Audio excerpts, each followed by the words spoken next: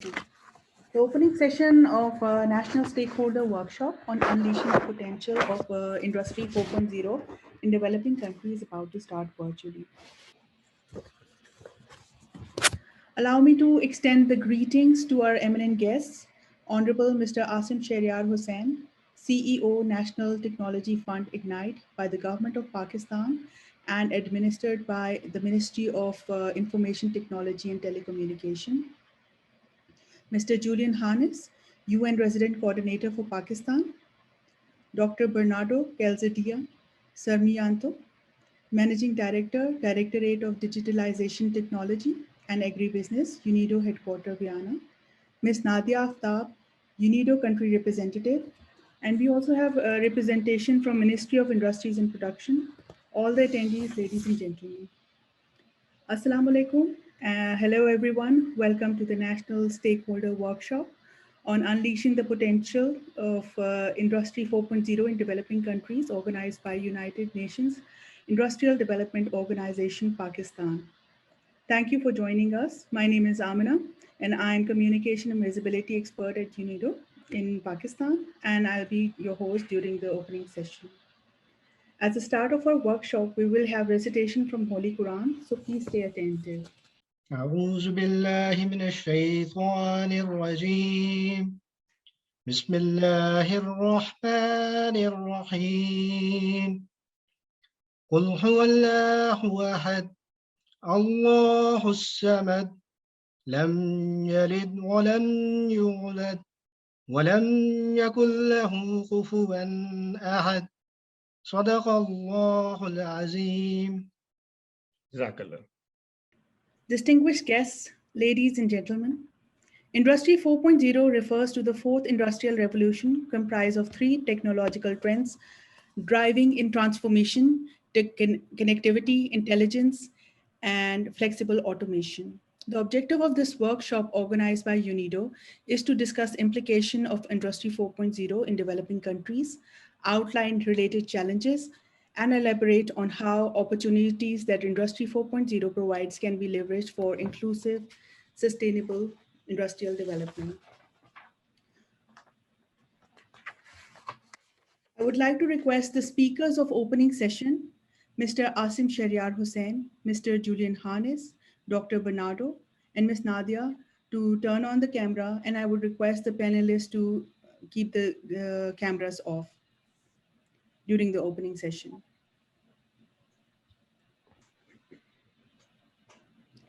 Now we will move on to the opening session that is going to be started with welcome remarks. So please be invited, Ms. Nadia Aftab, UNIDO Country Representative.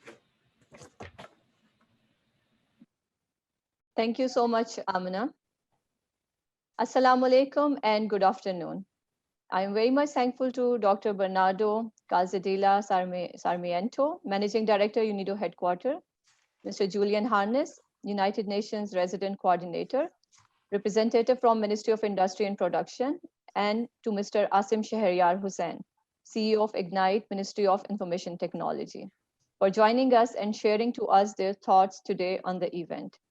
I'm also thankful to all the speakers and attendees for participating and hope that this workshop will impart on knowledge sharing to the audience and increase awareness level regarding Industry 4.0 and its related facets. Pakistan, like many other developing countries and economies in transition, is largely unaware of the opportunities, implications, and challenges related to the implementation of Industry 4.0. And thus, UNIDO consider this important to provide a holistic point of view on the importance of Industry 4.0 for the promotion of inclusive and sustainable industrial development, and by extension for social prosperity and the safeguard of the environment.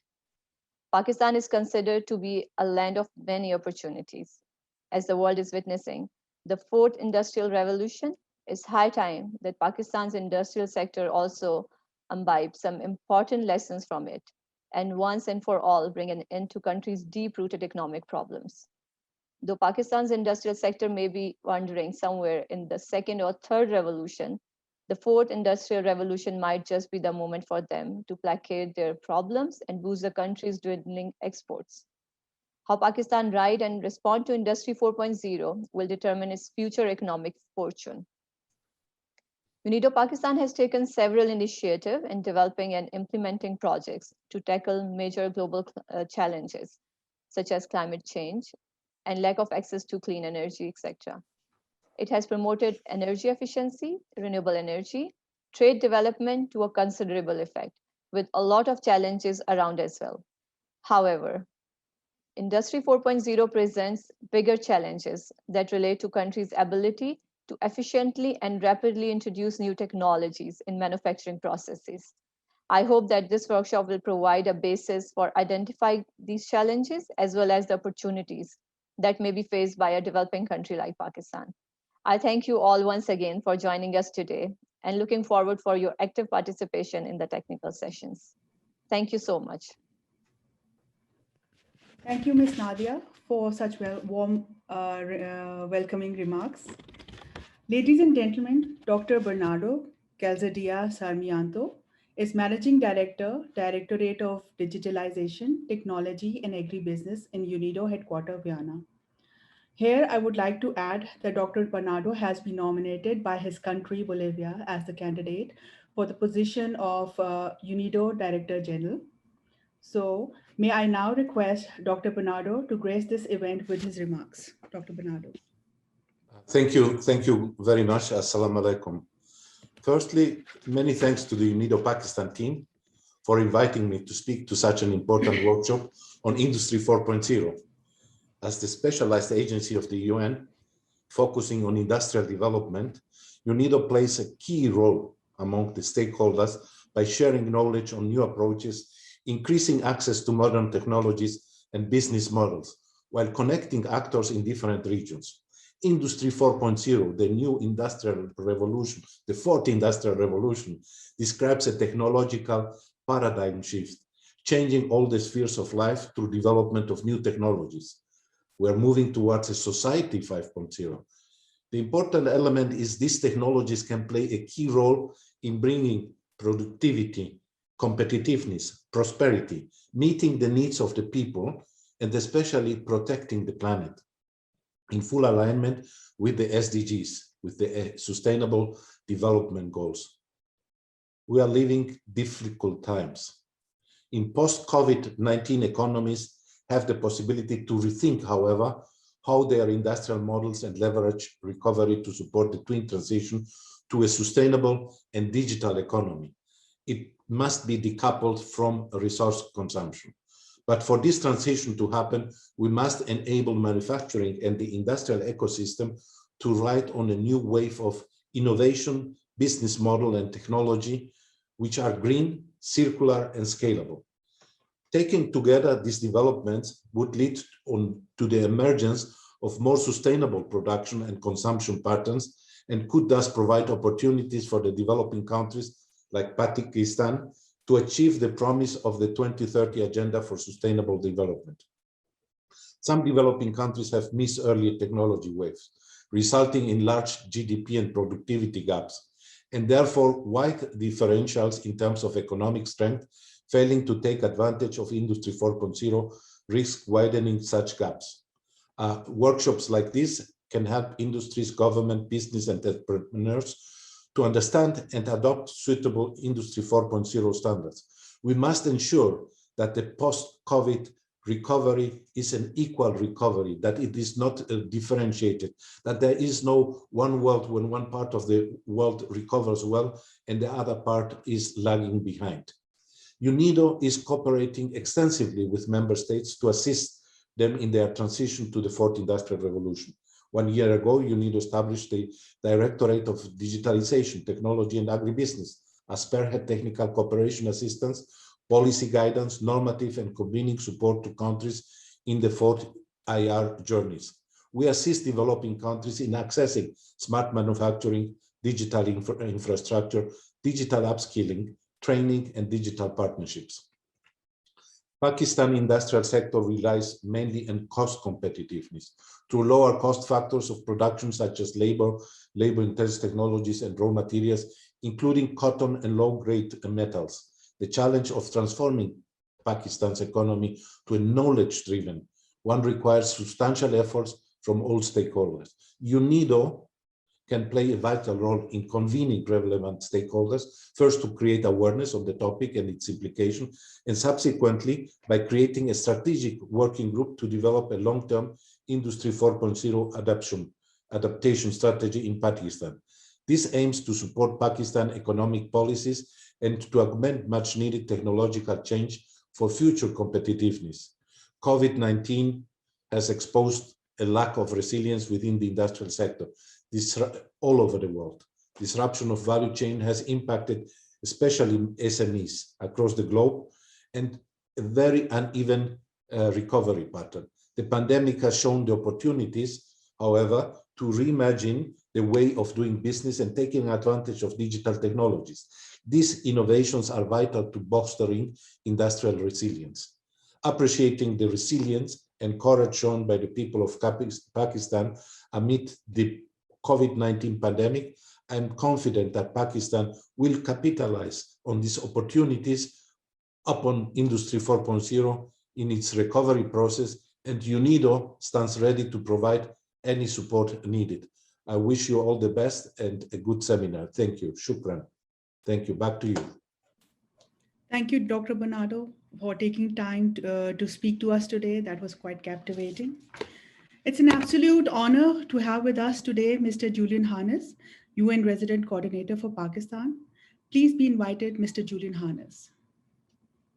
Thank you. Thank you. Assalamu alaikum, dear colleagues, friends, industry experts, government members. It's a real pleasure to join you today. I'm not going to cover the elements that have already been covered so well by Dr. Bernardo. The point I would like to address in these opening comments is the importance of inclusivity, particularly of women, and ecologically sustainable solutions. If we look at how Pakistan has done in this last year, we've done relatively well compared to other countries in the recovery post-COVID. There's still a lot of challenges, but the latest trade numbers and the export numbers have shown a recovery which is, should we say, better than most. That said, there's two challenges that the country faces. One is that overall its export numbers are low compared to other countries of a similar economic and size and dimension. But the other issue is that the economy that we have in Pakistan is not an economy that's working for everyone. It's not an economy that's working for women, and it's not an economy that's working for the bottom quintiles, the bottom poverty quintiles. And I think what's exciting about the technological changes that we're seeing is that if we think about it and if we use those, we can change those dynamics. We can make industry an industry which generates not only prosperity for the country, but above all, a prosperity that's fair, prosperity that's spread across the country, its different geographic dimensions, prosperity that reaches the poor, and above all, a prosperity that reaches women, one of the probably the biggest development challenge we have in Pakistan. And it's not sufficient that we have an inclusive growth, an inclusive prosperity, but as Dr. Bernardo mentioned, and my good friend Nadia mentioned as well, we have to have an ecologically sustainable growth. We cannot give up the future of our children, of our grandchildren, in order to drive GDP growth today. So the ecological elements of these technological revolutions today are absolutely essential. So I'm really looking forward to hearing how these sessions go and to see what innovations we can bring to Pakistan that will lead to inclusive and sustainable growth here. Thank you. Thank you. It was very enlightening. Now, ladies and gentlemen, please stay attentive for an address by Honorable Mr. Asim Shahryar Hussain. He is CEO, National Technology Fund Ignite by the Government of Pakistan and administered by Ministry of Information Technology and Telecommunication. Mr. Asim.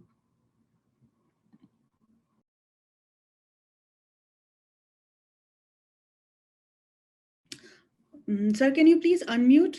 We can't hear you. Sorry, I had my mute on. Thank you, Ms. Amna, Ms. Nadia. Mr. Julian, Dr. Bernardo, Ms. Nadia Nisana, and all participants of today's workshop, Assalamu alaikum and good afternoon. Because we have some international participants today, I'll be speaking in English. I'm Asim Hussain, CEO Ignite. Ignite is a company associated with Ministry of IT and Telecom focused on promoting tech innovation and entrepreneurship in Pakistan. The 4IR technologies will completely change how we work, how we communicate, and how we live together. As you know, automation results in job elimination because many of the repetitive manual jobs can be replaced using software, hardware, and robots. However, this can be handled by upgrading the skill set of our workers so that they get trained in using new technologies instead of doing manual work. So the impact of change because of introduction of 4IR is inevitable for Pakistan also, but we have to be prepared for it. With the emergence of 5G technology, 4IR will be rolled out in true spirit in Pakistan in future, in the form of IoT devices, autonomous cars, telemedicine, and fintech injection with blockchain technology, which will be available to masses in Pakistan in the future. We already have telemedicine and IoT devices already in use in Pakistan. However, rollout of other technologies will happen after 5G technology has been launched in Pakistan. Talking about Ignite, Ignite has funded multiple technical innovation projects in the past in different verticals, including agri-tech, health tech, ed tech, fintech, and assistive technologies. These projects have utilized different 4IR technologies, including AI, robotics, IoT, AR, VR, and cloud computing. Now, Ignite is trying to transform the ICT industry of Pakistan so that we become producers of technology instead of just consumers.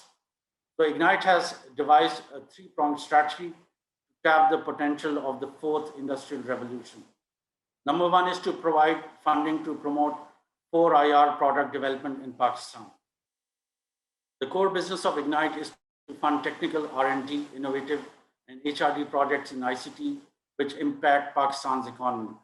So far, Ignite has funded more than 150 R&D projects over the past decade, and many of them have won awards at local and international events. Specifically in 4IR, Ignite has funded 68 projects related to artificial intelligence and big data, 14 related to IoT, 15 related to cloud as infrastructure, 6 related to AR, VR technologies, and 3 related to robotics. Number two is to provide a platform to build the capacity of our workforce. DigiSkills is a flagship project of Ignite, which is an online training platform which has received more than 2 million enrollments so far in different freelancing courses such as graphic design, digital marketing, e-commerce, search engine optimization, etc. And more than $200 million have been earned by freelancers trained through this DigiSkills platform. And our forecast is 300 million by end of this year. So this is the impact of our capacity building initiative in the form of DigiSkills. And then number three, to provide a conducive environment to promote the startup culture in Pakistan. As you know, Ignite has developed a network of national incubation centers in 5 cities of Pakistan so far, and we'll be launching incubators in more cities and in more verticals in future. So far, more than 700 startups have been inducted by these incubators, and around 300 startups have graduated successfully. By the way, Pakistani startups have raised more than $100 million in the first 5 months of this year only, which is quite remarkable considering that total investment in Pakistani startups last year was around $70 million. So the startup ecosystem in Pakistan is really heating up. Now, 180 of these graduated startups are based on 4IR technologies. Let me also tell you that in last month in May, International Telecom Union, which is another UN agency, recognized Ignite's national incubation centers as one of the champion projects in the Enabling Environment category at BICIS Prizes 2021. Also, just last week, two of Ignite funded projects, Knowledge Platform and Vasila, an e-commerce portal for local handicrafts, won grants from GSMA. So this speaks volumes. These achievements speak volumes about the potential of Pakistan's tech startup ecosystem, which is really heating up this year. In future, Ignite is planning to launch projects in new verticals, including assistive technologies, health education, agriculture, and energy.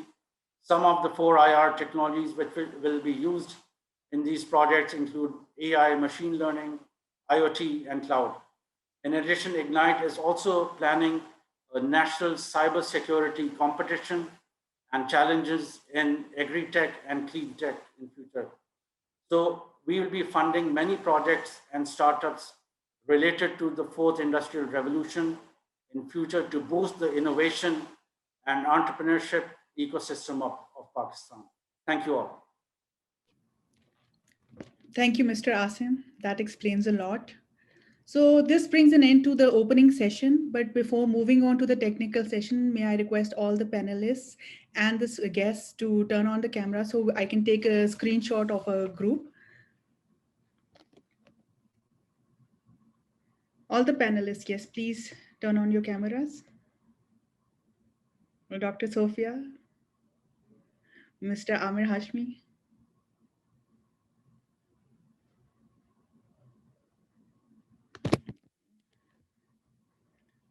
And with a smile, I'll just take a screenshot. Thank you, everyone. So, ladies and gentlemen, there'll be 3 technical sessions. Each will comprise of panel discussion with experts, followed by question and answer session. If you have any questions during the session, you can type them in the chat box in the Zoom control panel, and our session coordinators will bring them up. So now without any further ado, I will turn the time over to Mr. Hamad Bashir, who will lead the technical session. Thank you. Thank you very much, Ms. Amina. We formally start our first technical session, which is titled as Outlining Mega Trends and Key Concepts of Industry 4.0. Well, intelligent robots, self-driving cars, genetic editing, IoT, neural technological enhancements, the evidence of dramatic technological change is all around us, and it is happening at an exponential speed. We are witnessing the beginning of a revolution that is fundamentally changing the way we live, we work, we relate to one another. And this revolution is being referred to as Fourth Industrial Revolution, or Industry 4.0, or simply Industry 4. This revolution is expected to impact all disciplines, industries, and economies.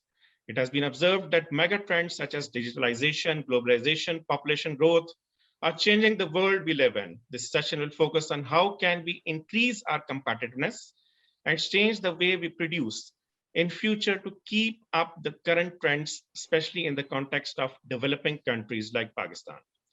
To discuss this further, we have 2 very relevant and very talented panelists. Our first panelist is Mr. Marco Camia, who is Chief of Innovation at UNIDO Headquarters, Vienna. Mr. Marco is a multidimensional economist who has worked with various UN organizations and has many publications to his credit on innovation policies, sustainable urbanization, ecosystem, etc. Our second panelist is Mr. Azhar Ziaur Rahman, who is author of book on managing and governing Industry 4 in businesses. The title of the book is Technology Governance Concepts and Practices. He has been an international keynote speaker on Fourth Industrial Revolution, transformation, SDGs, disrupting technologies, intelligent transport system, smart cities, information security, and compliance management, etc.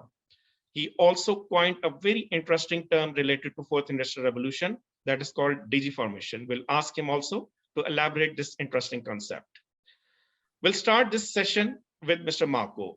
Mr. Marco, can you please elaborate what are the current mega trends of Industry 4, that is physical, digital, etc., and what are its main implications on Industry 4? And also, what is your organization UNIDO doing in this regard to promote Industry 4 related interventions in developing countries like Pakistan? So, Mr. Marco, your comments, please. Many thanks, Hamad. Thank you to my colleagues in the office in Pakistan and also to UNIDO headquarters. And it's an honor to me be part of this distinguished panel and speak in this important event. So let me share my screen to show you my presentation. Can you see it? Yes, we can see it. It's very clear. You can just make it full screen. Thank you. Great. Thank you very much. Okay, I'm going to speak about the fourth industrial revolution, megatrends and opportunities. I'm going to describe some of the projects that we are implementing worldwide, mentioning some of them in Pakistan, and then the different tools that we have to support countries. And finally, we'll end at explaining and proposing specific frameworks where we can work together. First of all, on the first industrial revolution, so this is something that is going in waves.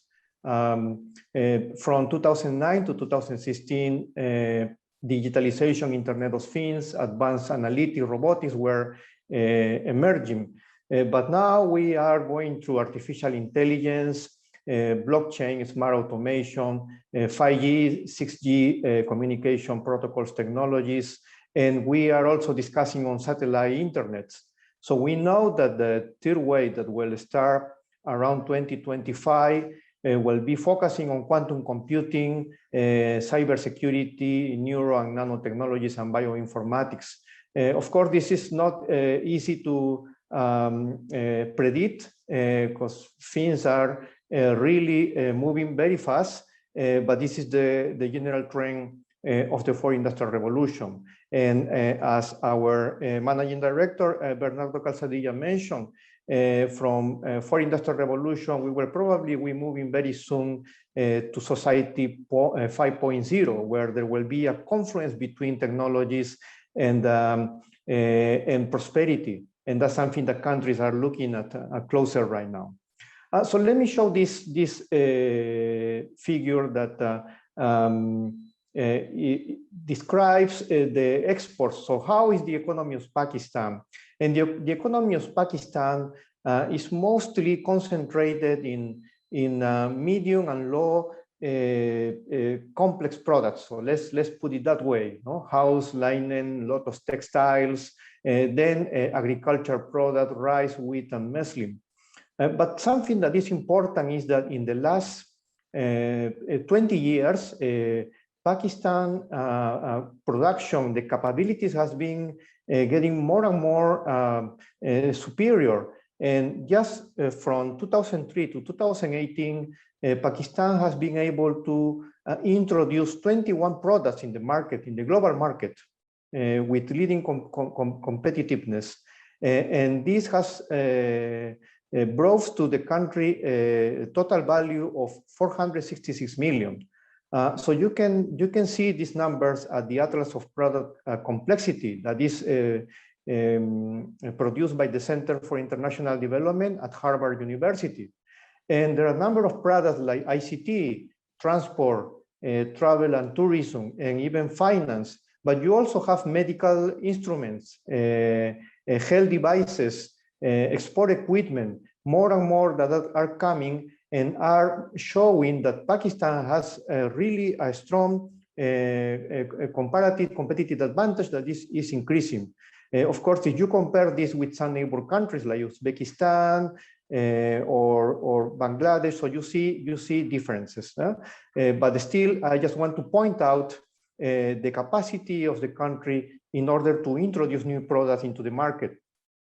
So let me describe some of the examples of the UNIDO 4IR technical cooperation projects that may be relevant to this.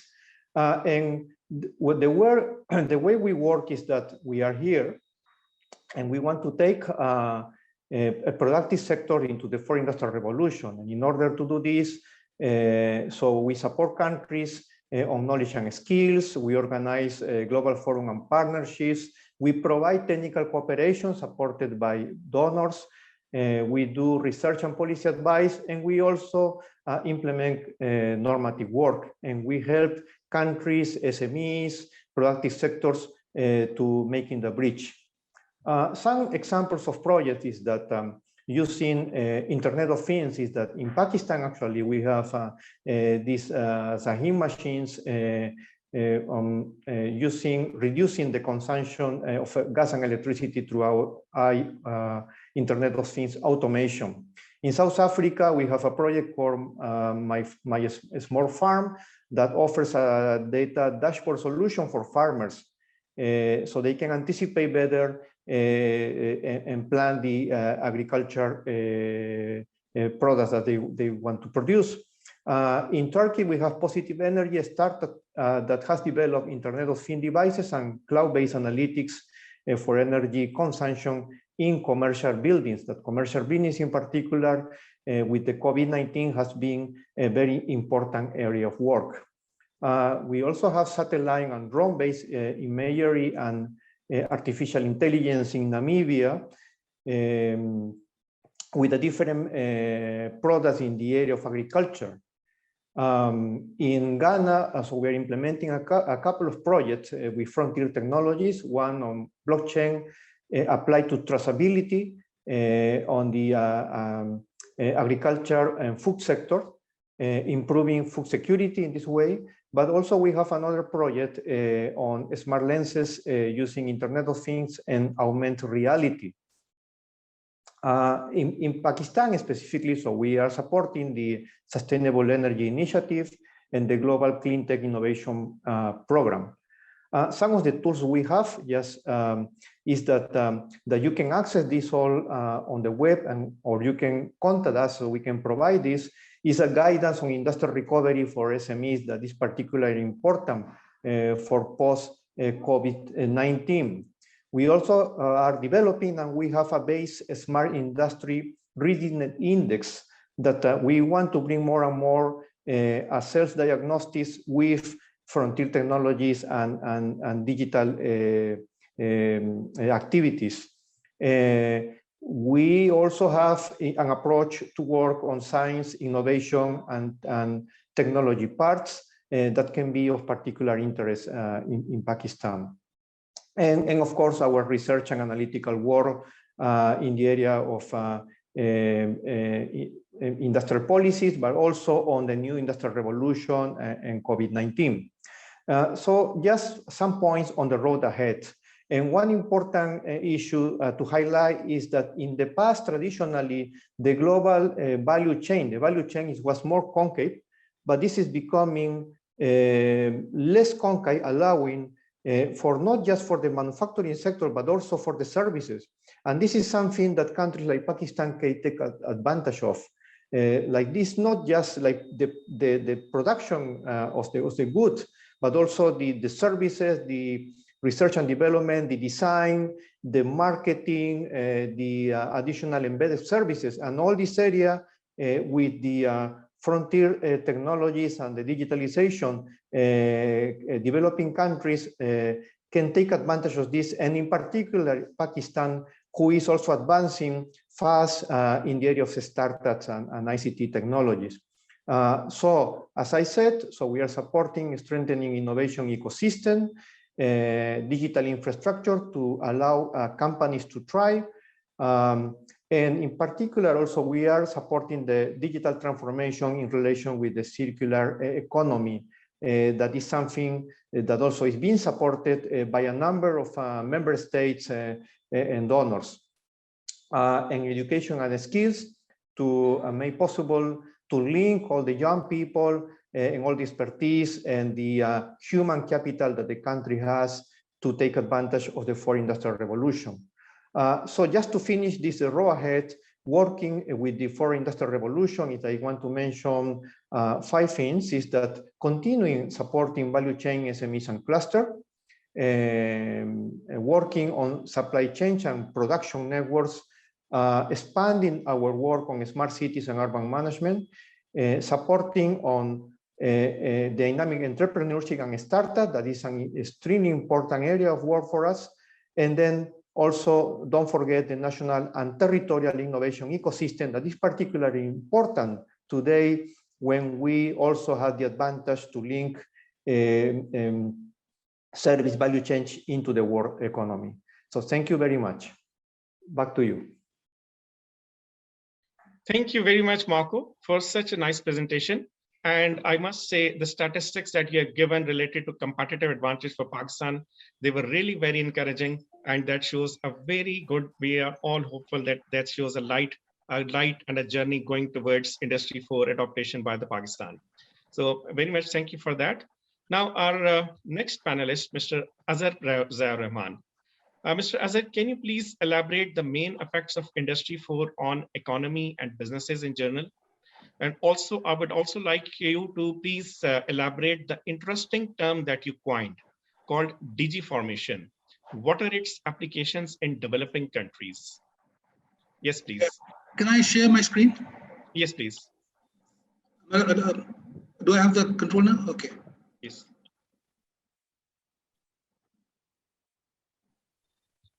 Is it visible now? Yes, yes, it is visible. Please continue. Okay. Thank you very much for organizing this webinar. Hopefully, we'll have more of these. So the problem with Industry 4.0 is that it's a very, very misunderstood term. Anybody who wants to understand this properly should probably read these two books by Dr. Klaus Schwab. The first one came out early, and then the second one came out last year. So these are the two revolutionary books which explain the fourth industrial revolution. And there's some sentences that in these books which are very, very revealing. He says that the fourth industrial revolution is a transformation of humankind. That's a very strong phrase. He also says that the fourth industrial revolution will fundamentally change the way we live, work, and relate to one another. So it's not just an industrial revolution, it is a revolution that will change everything on our Mother Earth.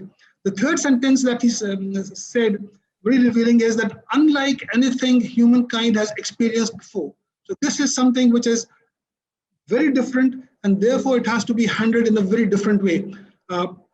One more quotation from his book, and he says that to handle the fourth industrial revolution, we need profound shifts across all industries. So this is what is required. And this is what I've been doing for the last 7 years. I've been helping all kinds of organizations do profound shifts in the way they work. And I'll mention that as we go along. So the basic question is, how can an organization, which is an industry or not an industry, sustain in the fourth industrial revolution? There are 5 basic elements to it. The first one is good governance. And when we say governance, it is corporate governance, it is financial governance, it is human resource governance, it is technology governance, and most important of all, it is data governance. So this is the first thing, that the governance has to be there. The second is quality. Quality is what is required in the fourth industrial revolution. Quality as perceived by the stakeholders. Quality as defined by international consensus. The third thing which is important is agility. Organizations have to be very, very agile. They have to be ready to change very fast to suit the needs of the stakeholders. These are the 3 main factors. The fourth factor is vertical integration. Vertical integration means integration of the processes within an organization. And the fifth one, the last one, is horizontal integration, which is the integration of processes with your supplier and with your supplier's supplier on one hand, and on the other hand, integration of the processes with your customer and your customer's customer. So these 5 things are called I4R Pentium. And this is from my upcoming book. This is my own concept, and this is from my new book, which will hopefully be there in a few months. So these are the 5 concepts which have to be implemented by every organization, whatever its nature. Now the question is that how to inculcate Pentium in the organization. How do you make an organization have these 5 elements. For that, the basic concept is data. The wealth is created in the 4th industrial revolution by data. Now, how do you get data and how do you utilize data? For that I've got a methodology. And that methodology, what Hamad Saab said, is digiformation. We'll see what it is. Now, the question is how to monetize data. Data is monetized through something called digiformation, and that is also from my new book. So digiformation is a methodology. The first step of which is digitization. Now, digitization is a very misunderstood term, but it's something very simple. Digitization is the process of making the information artifacts computable. You may have different kinds of information artifacts. You may make them computable in different ways. That is digitization. But digitization is not enough. The next step is digitalization, which is the process of making information processes computable. So digitalization is also a very misunderstood term, and people always confuse between digitalization and digitalization. Digitization is the first step. Without that, you cannot have digitization. The third step is digital transformation. It's another misunderstood step, misunderstood concept. Digital transformation is the process of making information systems computable. So what you're doing gradually is that first you convert your information artifacts into something computable. Then you convert your information processes into something computable. Then on that basis, you make your information systems computable. But this is not enough. This will not give you vertical integration and horizontal integration. For that, you need one more step, and that is called digiformation. Now, if you look here, there's a digiformation with small letters and digiformation with capital letters. Digiformation with small letters is a step in the digiformation methodology. But digiformation is the process of making your whole information ecosystem computable. So these are the 4 steps in the digiformation methodology. Now, this is not enough. What you have now is I4R Pentium, which is implemented using digiformation methodology. But there's something missing. And the question is, what do you have to transform to? What is your destination? What do you have to achieve? And for that, I've got another concept, and that is called framework. It's the framework in the 4th industrial revolution. And this is also my own concept. And all of these 3 concepts I've implemented in about 20 different organizations, manufacturing organizations, government organizations, service organizations in the Gulf and in Pakistan. Now, what is framework? This is the level 0 of framework. It's got 7 levels on the right, which deal with governance, general management, technology governance, and so on. And these can be detailed further. On the left, we've got specialized cases, for example, which are different in different industries. Framework is something very, very detailed, and this is a detailed view of framework.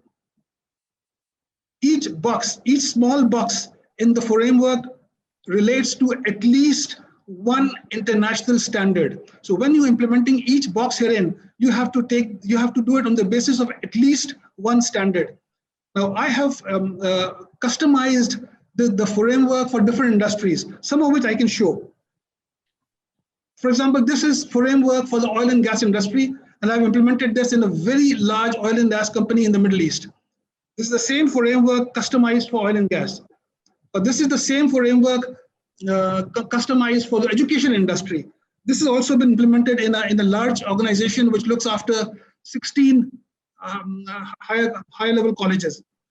Then the same framework, it is customized for the construction industry. And if you see on the left, in the yellow boxes, they're all standards. They're all mostly ISO standards. And you have got to do things based on standards. And that's why I mentioned quality.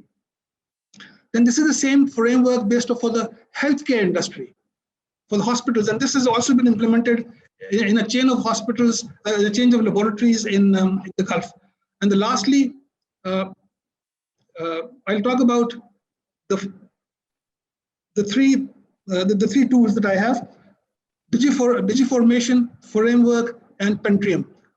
I've implemented these successfully, tried and tested in many organizations, for example, in 2 customs organizations in 2 different countries, oil and gas, 2 oil and gas companies in the Middle East, healthcare, 2 hospital chains, medical test labs, a large ceramics manufacturing company in the Middle East, which is probably the 2nd or 3rd largest ceramics manufacturing company in the world. I've done it in construction, and I've done it in at least 5 telecommunication companies around the world. So this was in brief what I had to say. I'll be glad to take any questions. What I'm doing right now is I'm helping industries assess themselves at how they can do better in the 4th industrial revolution. Thank you very much. I'll be glad to take any questions if there are any.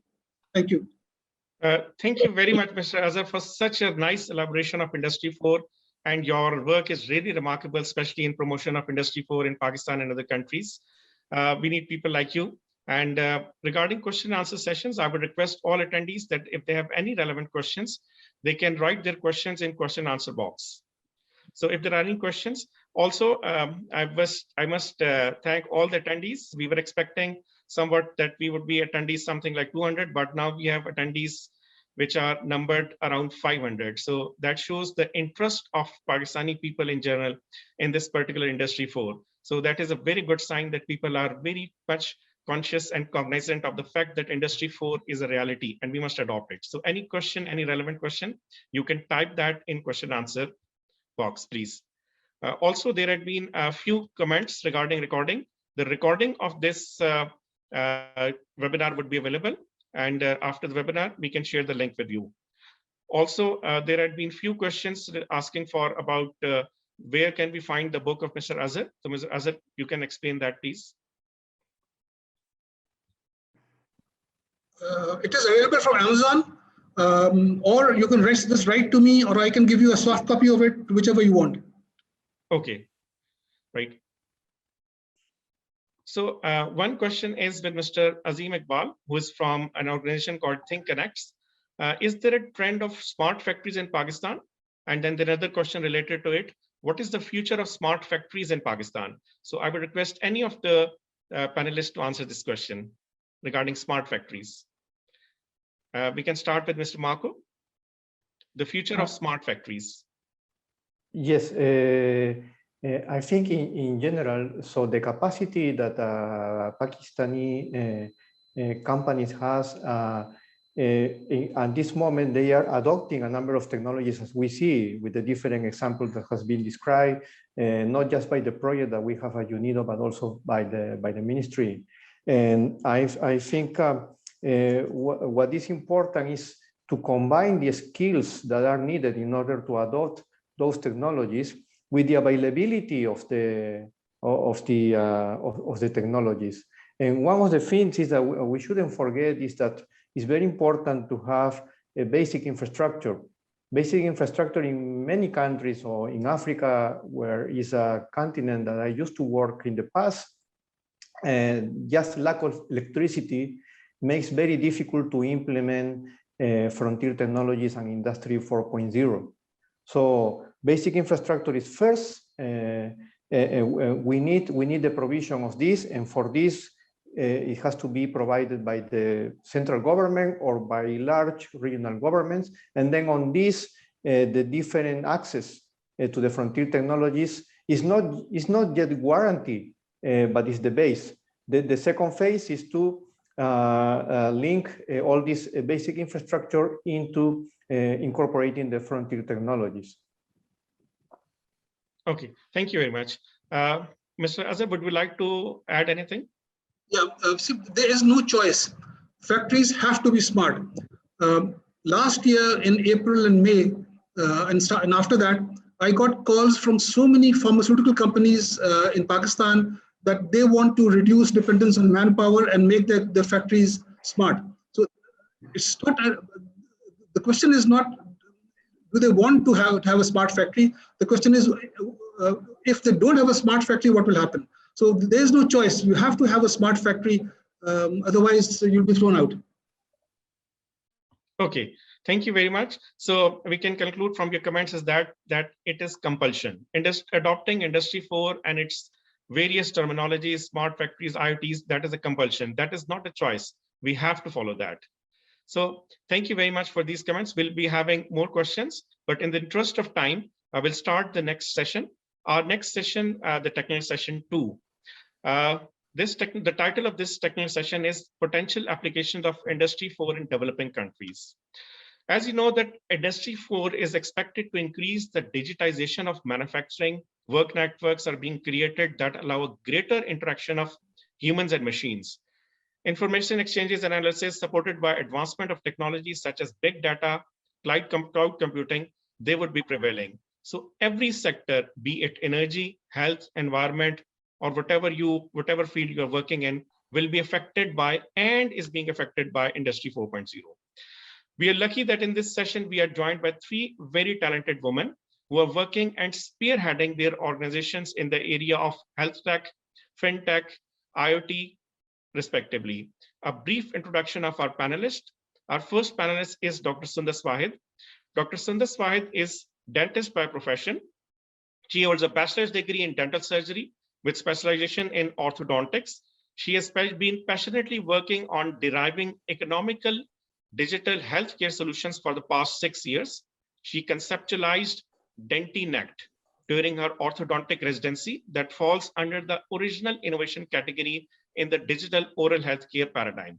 Under her supervision, DentiNect has been relentlessly working to unify private and public partnership, envisioning primal and strategic positioning of Pakistan on the map of 4th industrial revolution in the context of health tech.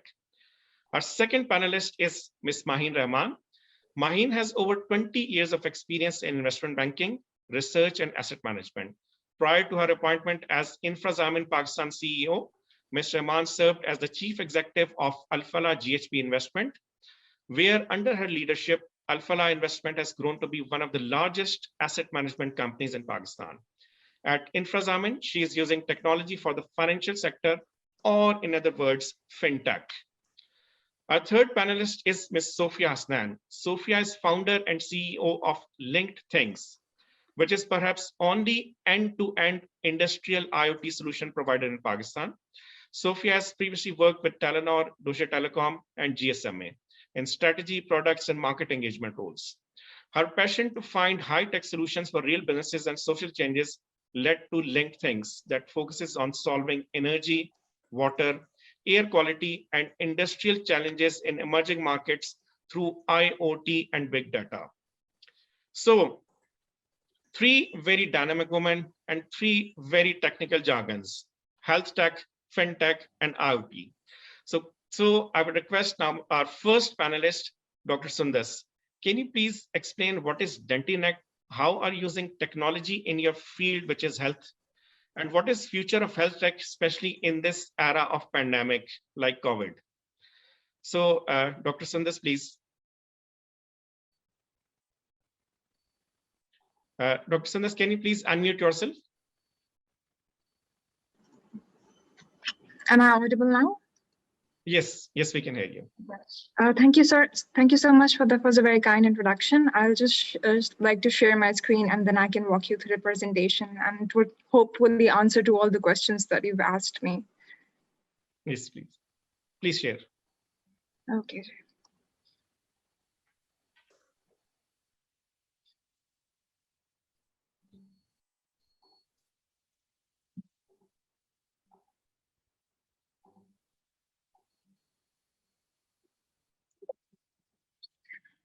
Good afternoon. I am Dr. Sundas Wahid, highlighting application of Industry 4.0 in healthcare.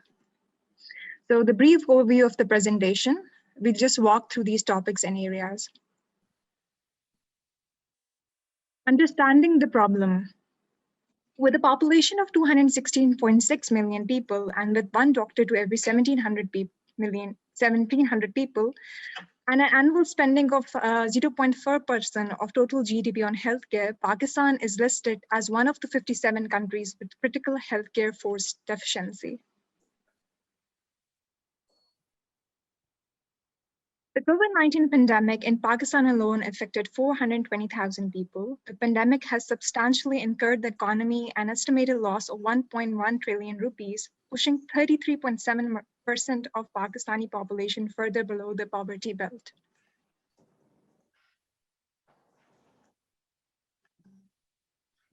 The use of technology-enabled healthcare services can reduce healthcare costs by an estimated 30 to 50%, especially during COVID-19. A 350% rise in telehealth services was seen, with a reported 53% patient satisfaction as compared to in-clinic visits. When we talk about application of Industry 4.0 in developing countries like Pakistan, I believe there is always a light at the end of the tunnel. Looking at the brighter side, Pakistan has 85 million smartphone users and 36% internet penetration rate. By year 2025, Pakistan's ICT industry is estimated to generate revenues of $20 billion. In year 2019-20, a trend of 97% increase of startup investments in verticals like healthcare and fintech were done. The total startup investments for year 2022 is amounted to be whooping $77 million, and that target has already been achieved, as CEO of Ignite mentioned.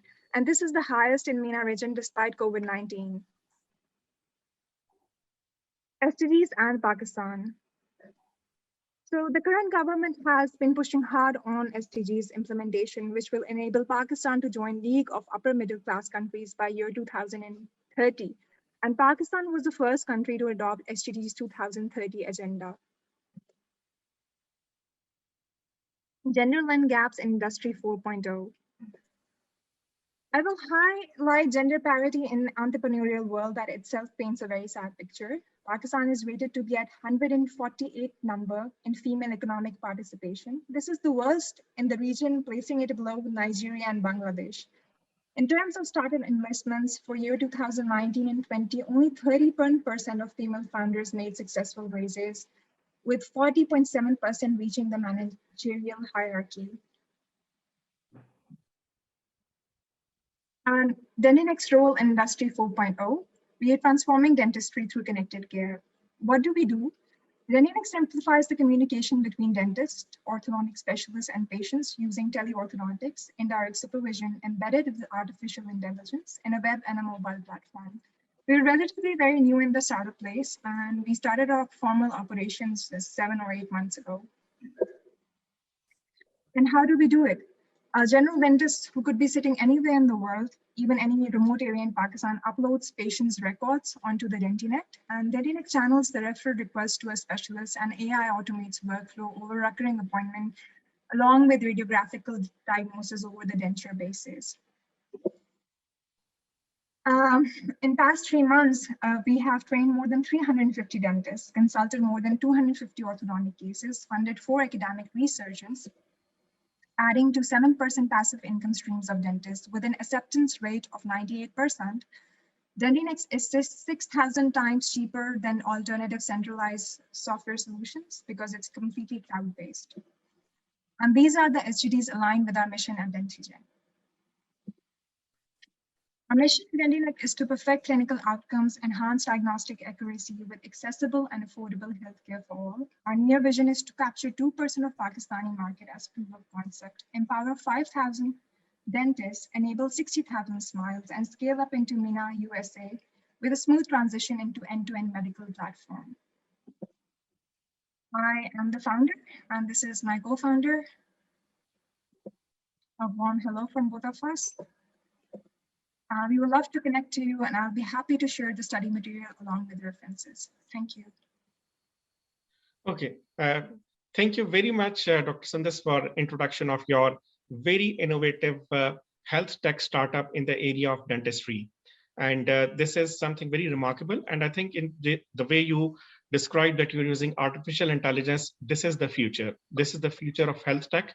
And other doctors, other medical practitioners would also hopefully follow this trend of using AI and other for better services and for treatment of the patients. Now, coming to our second panelist, Ms. Mahin Rahman. Ms. Mahin Rahman, you are the CEO of InfraZam in Pakistan. Can you please briefly describe us what is the main purpose of InfraZamin? And you are an infrastructure developer related to finance. So can you please elaborate that? Thank you very much for that introduction. That was very kind, and look forward to speaking to all of you. And thank you, UNIDO, for allowing to have me on the panel and for this opportunity. Let me just talk a little bit about what we do at InfraZamin and what the purpose of the company is. So InfraZamin is a new initiative, and it has just come to Pakistan quite recently. Our key sponsors are the Private Infrastructure Development Group, which is a group that looks to fund and finance and promote infrastructure projects across all frontier markets. We also have a local partner in Karandas, whose mandate is also to look at financial inclusion and how we can improve the social frameworks within which we operate in Pakistan. So InfraZamin has a key mandate here, and the main one here is to support project finance for infrastructure projects. And we do that in a very unique way. We look to support sectors on the financing side, which can contribute further to the social development and the infrastructure development of Pakistan. Now, Pakistan should ideally be spending up to 10% of its GDP on infrastructure. That's our funding gap, and that's our requirement, given our population size. But in reality, we spend less than 2% on infrastructure, which has created a huge gap. And I think it's that gap which is going to make or break, closing that gap is going to make or break how Industry 4.0 actually transpires within Pakistan itself. Now, what InfraZamin is hoping to do, which will help close that gap, is on three fronts. One is develop the ability for local investors and local participation to fund infrastructure projects. In the past, Pakistan has relied very heavily on government sponsors, on multilateral donor agencies to promote infrastructure.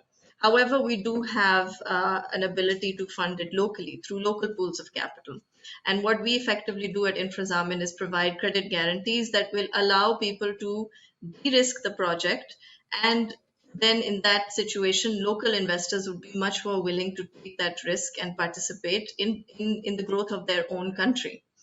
Second thing that we wish to look at is the development of debt capital markets. In particular, in Pakistan, it is incredibly difficult for startups, for SMEs, and even for large companies to raise the financing that they need from the banking sector. So what we have fundamentally is a market failure, where you have projects in the infrastructure space and the digital space that just don't get the funding they need to come to light. So what InfraZamin is going to do is try and de-risk those projects and improve the debt capital markets framework to encourage more people to, one, participate in them, and also to enable borrowers and the private sector, which finds it incredibly difficult to raise financing for projects that are needed for Pakistan. So that way we help address the financial disintermediation, if you like, that has already set in a very endemic way in Pakistan. And finally, what we do is fundamentally also impact finance. So every project that we look to support has to have an element of social development attached to it. So whether that comes in the form of climate, whether it comes in the form of gender, whether it comes in the form of any kind of development impact, we are trying to bring the framework of impact finance to Pakistan as well. And I think more and more, you recently had the issuance of a green bond by WAPDA on the international market. More and more, the world is turning towards the kind of projects that bring element of social development and development impact into the country. And I think that's the key thing, and that's the key difference that InfraZamin brings here, is that not only do we look to promote infrastructure finance and digital finance, but we do it in the ambit of impact. And I think that's very crucial, because that's been pointed out by a number of other panelists as well, that we sit at the bottom of the gender equity index. We are one of the most vulnerable countries towards climate change. And so if we don't start talking about that impact element and bring it into our governance framework in analyzing which projects to fund, but then we can't hope to make that difference. So in a nutshell, as we move towards Industry 4.0, where does Infrazamin look to fit in? I think the first point is access to finance. Make it easy for businesses to get the financing that they need from the banking market or from the debt capital markets or from local pools of capital. And we do that through our credit guarantee frameworks on projects that affect agri-tech or they affect digital infrastructure in the form of actual infrastructure or cell phone towers, cabling, broadband, etc. We also look at how do we lift other areas such as the communities when we look to move into these projects. Renewable energy is a big component as well. And I think it's been mentioned many times in the past by other panelists that this is a framework that has to hit across all kinds of industries to hit 4.0. The second thing that we want to do is how do we help businesses scale up their operations to have a wider impact through better infrastructure and accessibility to a wider audience. I think someone mentioned earlier that economic growth in Pakistan has not worked for everyone. So how do we change that? And we do that through looking at projects that seek to correct that imbalance that has been created on the social front. And finally, how do we upgrade our existing infrastructure capacity? When we talk about the financial markets, for one, when we talk about fintech, one key challenge I think that fintech really struggles with is interoperability. And there you need, we've had RAST, which has been launched by the State Bank. That's an important step.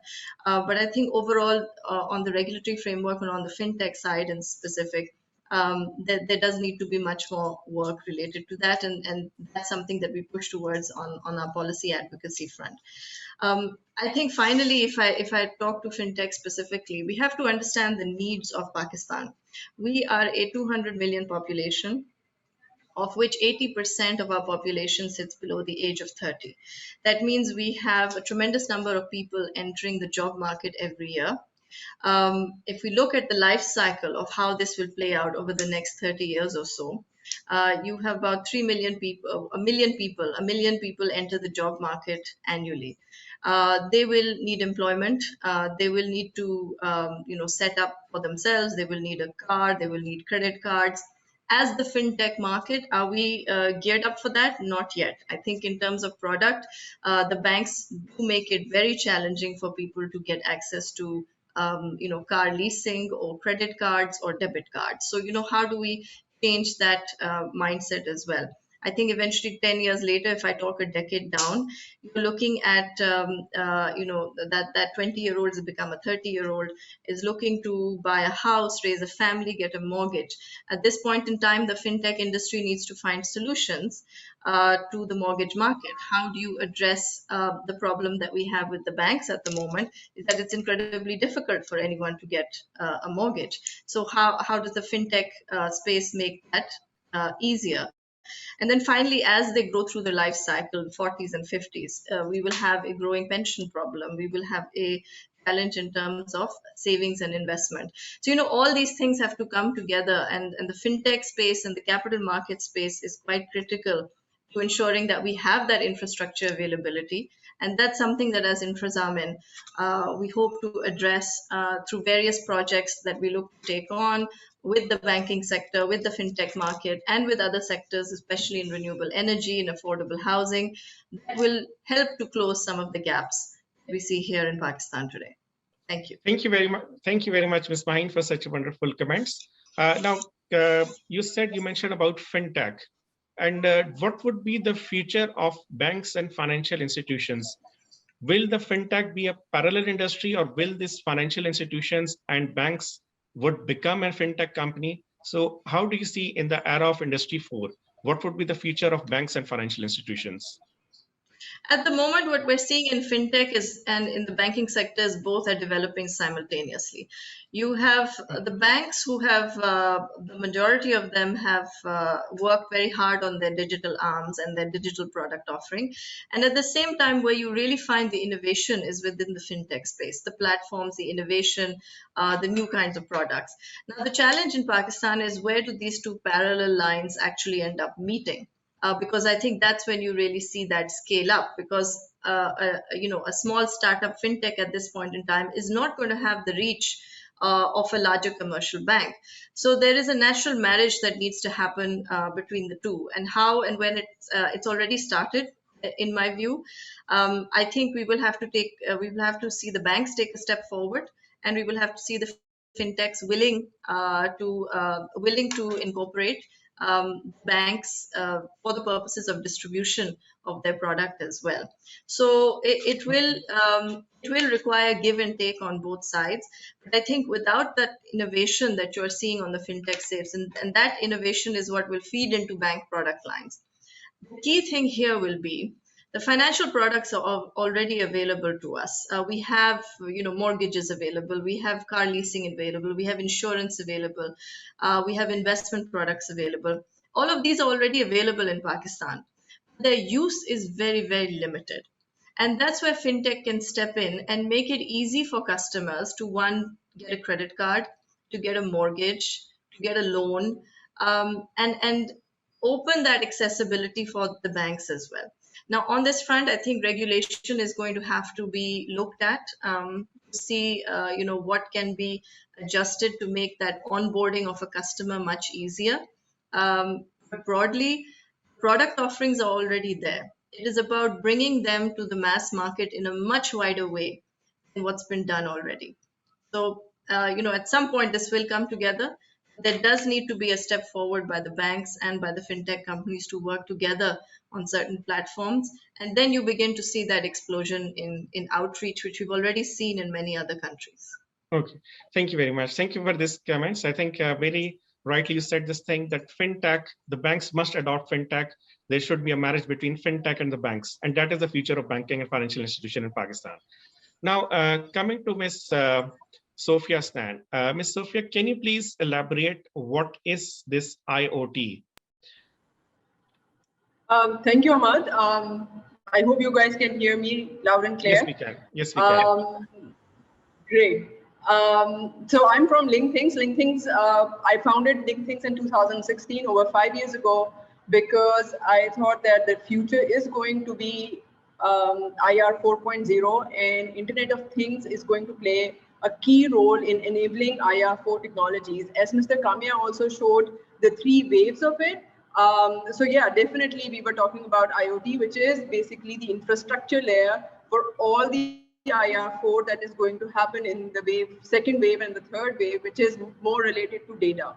So what do we do? LinkThings just focuses on 2 things in the IR 4.0. We are not into robotics, manufacturing, 3D printing, or anything like that. We looked at how to get the data and how to process the data.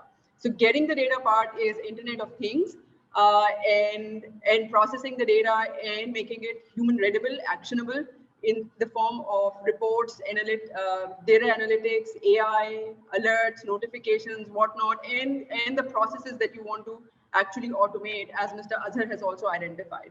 So Internet of Things is, after connecting people to the internet, it is now the turn of the things to be connected to the internet, so that a lot of data can be captured. Why do we do Internet of Things, and especially in the industries? There are 3 or 4 major reasons for doing industrial IoT or adoption of industrial IoT, but in the manufacturing sector. The first thing is operational efficiencies. It's globally the challenge. Industrial processes are not optimized or they're not efficient. However, these challenges are huge and humongous in developing countries. So the rising cost of energy, the rising cost of utilities, how we actually dispose of our industrial waste, all that is causing inefficiencies in the system at the moment. The price of electricity is rising, and now you cannot ignore the fact that you can leave a machine on for hours or for a shift and it would go unnoticed. So there are a lot of leakages and a lot of intransparencies in the industrial operations. So the first thing that IoT does is by connecting machines, plants, electricity, water consumption, industrial waste, air quality, and whatnot with the internet, and it presents to the management what they would eventually see a month later if IoT was not available there. So when they see something in real time, they have a possibility to take immediate action and start saving. Today, if you walk in 99.999% of the industries in Pakistan, they don't know what is their electrical consumption at this point, right? They still have a lot of manual processes, although they have invested in analyzers and all that, which do provide the information. But getting that information in an actionable format so that somebody can understand it and take an action is still not available. So I think that is a huge opportunity, and we work on that with the industries. We have showed the industry that you can save up to 40% by just looking at your energy costs and managing your energy consumption. So the first thing is operational efficiencies. The second thing is that you can get into. Can you please, just like you very rightly explained, IoT, Internet of Things, where things are connected to internet, and that helps in decision making and actually automatically transforming things. Can you please give us some example of any particular project? You might not need to name the client, of where your IoT device was implemented and it is giving some results. So we have implemented in a couple of industries in Pakistan. The sectors that we have focused are textile, food, and plastic manufacturing. So these are the three sectors where we focus. We are not getting into other sectors at the moment. So in food, we are looking at supply chain. So I was going to come to the adaptive supply chain, where, in the food, there are different ingredients that are used, and they need to be supplied at a certain time frame with a certain cost. So if you know your inventory level at a certain level at any given point in time, you can actually manage your supply accordingly.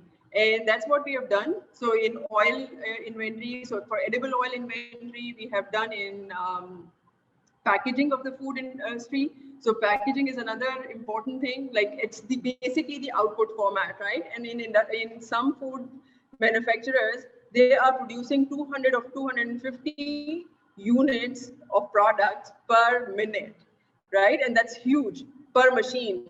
So you can say it's about 10,000 rupees a minute kind of revenue that is being generated on those machines. And a minute's loss is actually a huge loss. So we look at like how to actually increase the efficiencies on that side, how to automate the whole process, because at the moment a lot of things are manual, and the efficiencies of the machines and the eventual count of the product and is actually available to the management with a lag. Sometimes this lag is a month-long lag when they actually get the data. So our implementations actually provide the information immediately. So the second part that I was going to come to was the adaptive supply chain, and you can actually do it. Like, you look at your inventory levels, your consumption levels, and you can plan the purchase of your ingredients accordingly. And that's where we have, the industry has definitely benefited from this. The second is and going back to the first one, which is the operational efficiencies. Once you know what the product is, how many good units you're producing, how many bad units you're producing, what's the quality of the output, you can actually do the real-time monitoring of the efficiencies, and you can actually estimate your revenue and your losses and your profitability accordingly and in real time. So that's what we have done with the food industry. In the plastic manufacturing, again, we have implemented on different machines where you're getting live data on their energy consumption, and we plot that energy consumption with the number of units produced. So the one thing that I would like to talk about, like how the process works in Pakistan, is that these energy costs are typically averaged out. So what they do is they, measure electrical meter in the morning, and then at the end of the start of the next shift and the start of the third shift. And eventually, they log it in a register still and I'm talking about big textile industries and plastic manufacturers who still log it in a register, and then calculate the overall cost on shift basis, and somebody like does that, like, average out the energy cost. With our system, the company knows that on machine A, what is the cost of production per unit on machine A, and what is the cost of production per unit on machine B. That's a huge benefit to the industry, to the owners of the businesses, because they now know the efficiencies of their machines. They now know which machine needs to be calibrated, updated, which machine needs to be replaced, which model of the machine is working. I would like to highlight one more thing in the industrial sector in Pakistan, and you guys might be aware of that, hardly any new machines are installed in our industrial sector. So our industry owners and business owners actually buy full plants second-hand from different countries, and they bring it and they install them on their premises. So sometimes they have no idea what kind of efficiencies to expect from the machine and what kind of failures to expect from the machine. So that brings me to the third point, which is the predictive maintenance. We have installed different kind of sensors, such as hydraulic pressure sensors, oil temperature sensors, water temperature sensors, water flow meters, noise level monitoring, vibration monitoring, and so on. And we can tell you exactly when the machine crosses a certain threshold. So the idea is that you know it in real time, that, okay, if my machine noise level is increasing to that level, I need to do something about it so that I can continue to operate or get it fixed in time so that I avoid a bigger downtime. So okay, thank you very much. Right, thank you for very, very rightly explaining IoT and IoT's application in the industry. So from what you said, we can conclude this thing that every industry must have IoT because other industries are having. And those industries that are not having IoT devices, that are not compliant with Industry 4, they would not be competitive, because all other industries, if their competitor is having IoT, they'll have better production, they'll have better productivity, they'll have more efficiency. So in order to remain competitive, all the factories, all the businesses for their operations, they must adopt Industry 4 standards like IoT and others. Because that is competitiveness, yes, and for future proofing your business, and having innovative products as well. Because the moment you change a certain ingredients of a product, you can actually see the impact immediately through IoT. So, like, you can actually work on your product improvement as you go along, and you get the results immediately. I feel that yeah. In the interest of time, that's very interesting discussion which you three are having. But in the interest of time, we'll have to start the next session. Before starting the next session, one last point that I would ask any of you ladies, that what message would you like to give to especially the girls, that if they want to, for Industry 4, what technology should they adopt? What changes in the education sector is proposed to encourage more women to play their positive role in the era of Industry 4? So if any of you would like to comment on this thing, be it related to health or financial sector, or I think, industrial IoT, when it comes to technology, very briefly, one point related to gender mainstreaming in Industry 4. Yes, please. Yes, Ms. Sophia, please.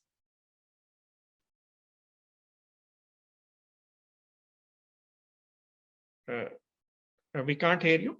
So, Dr. Sundas, would you like to add anything related to gender mainstreaming?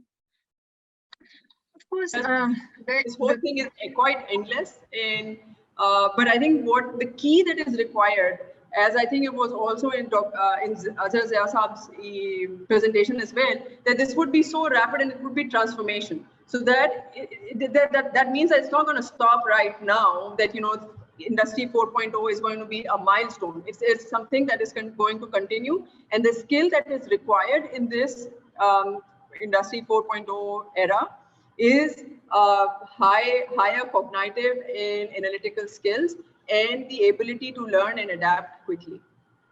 Okay, thank you. Yes, Dr. Sundas, very briefly, one line sentence for women in this field. The only pathway to this is that Sophia did says adaptability, continual learning, and at the same time, not just sitting and learning, but connecting all the dots and looking for potential problems. So first you need to look for problems, and after that you probably can dig into solutions. So practical Thank you. knowledge with. Thank you. Yes, Ms. Main, what is the first and most important tip that you would like to give to other women who would like to climb the ladder in the fintech industry and be as successful as you are and become the decision maker in large financial institutions? I tell you, tech is the biggest equalizer that we have seen come through. Technology reaches all households, it reaches women, it reaches men. I think COVID has changed the way people view work from home in a very positive way, and that should be used by women to their advantage. There's no need, I think, to stick to the previous norms of 9 to 6 or going into an office or all those things which in Pakistan I think had really hindered women because childcare options were not there or home duties were high. Those things have really limited women from really exploring the corporate sector. I think now the excuses are no longer there. So with technology, the skill set that's available is available to all. It requires a university degree in computer science or a course, etc. And that's something that can be done online now. So that is a very clear aspect that that's something that will continue to pervade everybody's lives, and women should use that to their advantage. I think the second point on work from home, this is, I think, will open the doors very significantly to more and more female participation in the workforce, which is something that we need. So I think that should really help.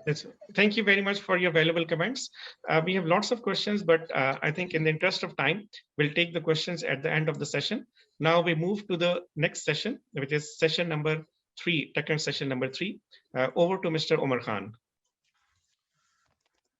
Thank you very much, Hamad, and all the previous panelists and speakers. Hello, everyone. My name is Omar Khan, and I will be the moderator for the third and final session on policy framework and government's role in promoting Industry 4.0.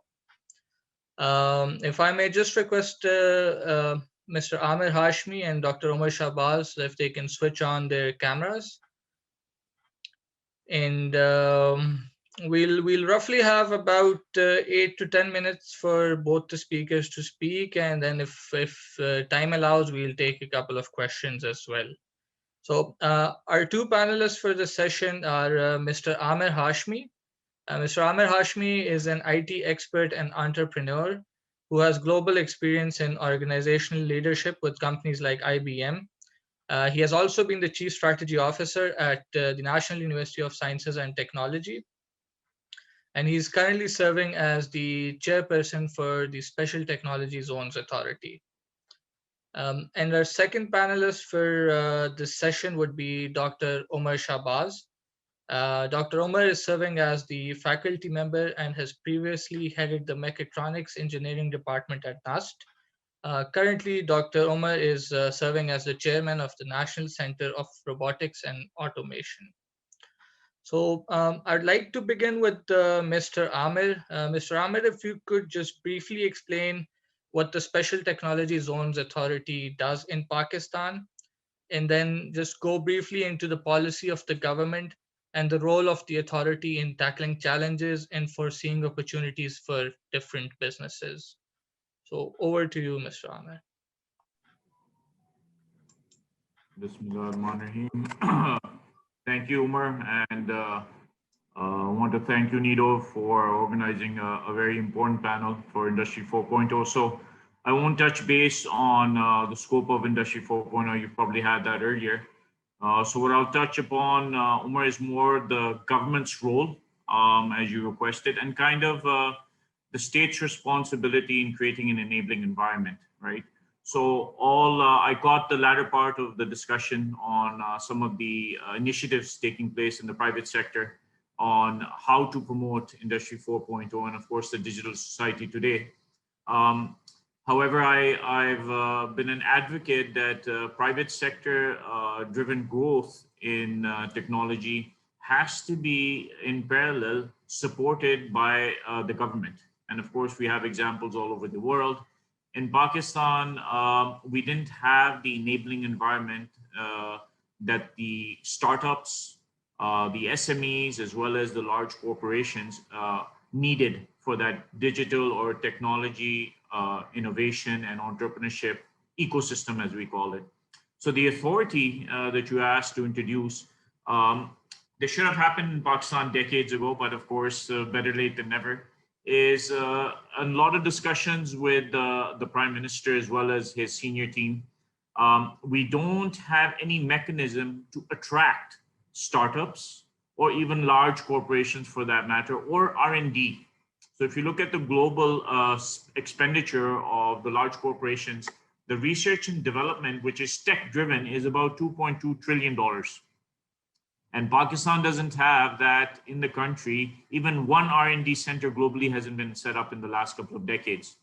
So tech zones that we studied all the way from, of course, from Korea to Japan started much earlier, Korea came later, and even China in the recent history were best practices learned from the US. And of course, America was a lead in this. And if you really look at the Silicon Valley example, it was a tech zone, right? It was called Silicon Valley because that's the research that they started back in the 60s.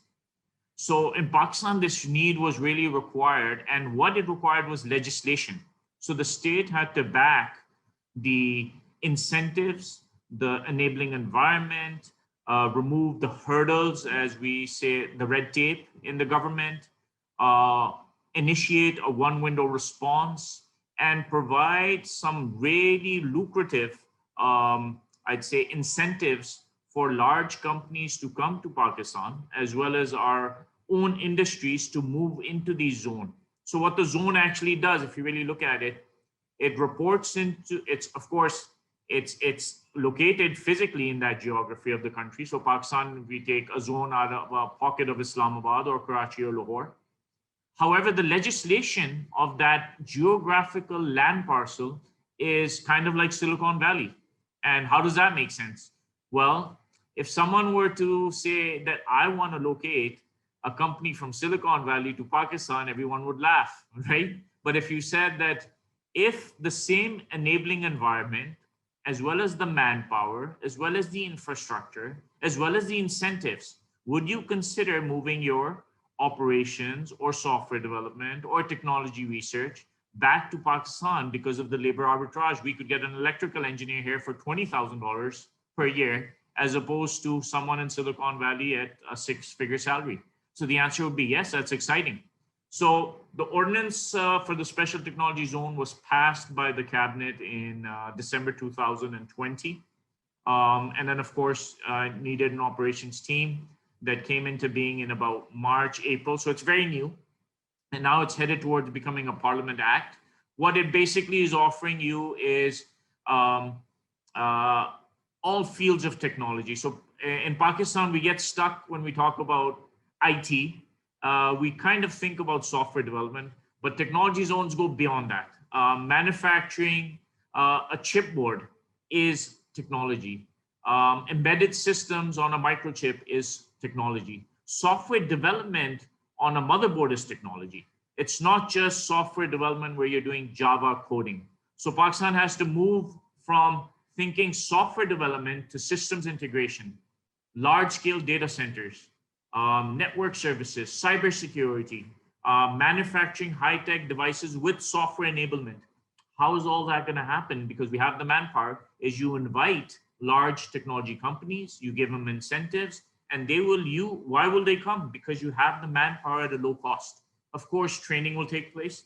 So the zone basically, if you want to summarize it, is a knowledge hub where universities, research centers, tech companies will come together in one geographical location, and startups are, of course, going to benefit from that.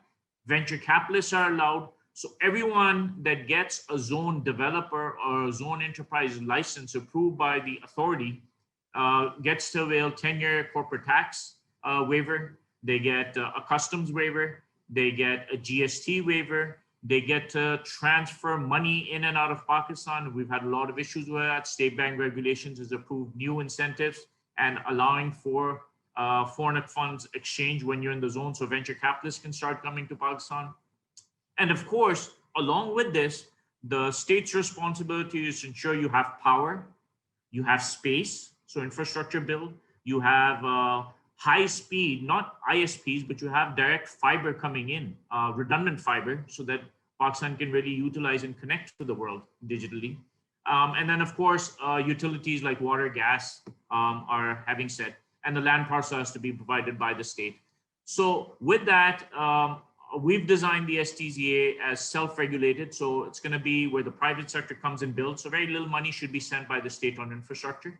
The state provides the legislation, the land parcels, and of course, the issuance of the license and monitoring to allow the private sector to evolve, right?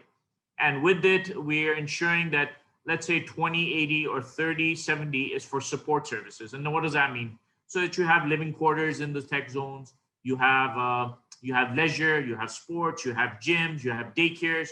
So professionals that move into zones like Dubai Internet City, which is very close to Pakistan, and Shenzhen, which is now even overtaken Silicon Valley in some ways in terms of GDP growth at the pace that they're going. In Korea, which has 16 science and technology parks that are producing hundreds of billions of dollars for their export, is Pakistan has to do this at a very fast track pace because we're probably about 2 to 3 decades behind in the knowledge economy.